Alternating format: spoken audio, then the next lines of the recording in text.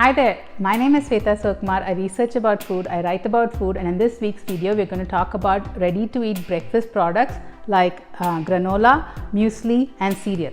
Let's first talk about granola. Granola is basically just oats which is baked with some fats and sweeteners in the oven, and then when they come out of the oven you're adding mix-ins like dried fruits and nuts. That's it. There's nothing much complex in there.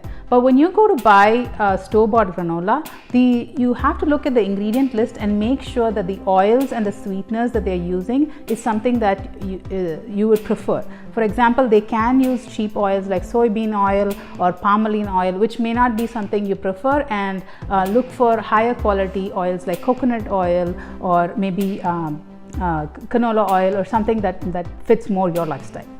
Moving on to muesli, this is something that was invented by a doctor, Brenner, in 1900. He was a Swiss doctor who advocated the raw food diet, and so if you take the muesli, it's nothing but oats, and he wanted to soak it in water overnight and then serve it the next day with grated apples, lemon juice, nuts and condensed milk, and that was his original recipe. So there's nothing special about muesli, and the products that they offer in the market right now, they do add cereal flakes to it, but that was not something that was in the original recipe. Let's go on to the world of cereals.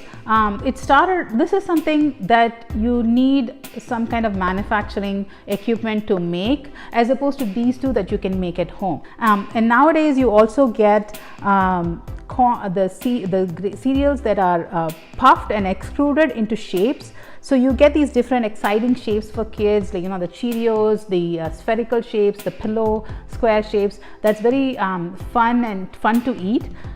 So when you think of cereal, you have this image that's very high in carb, high in sugar, and loaded with maybe artificial colors and things. The companies are trying to move away from that image now, and they're trying to work towards cleaner ingredients.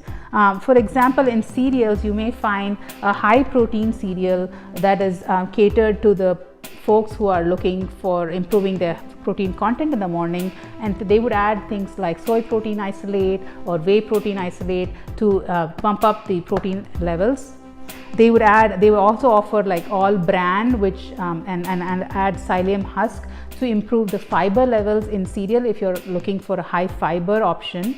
They also offer keto cereals, which are not really cereals, but they use whey protein isolate to puff it up and to make it into shapes that very much resemble cereals. And the sweeteners that they use in those contexts is keto approved, like erythritol or allulose.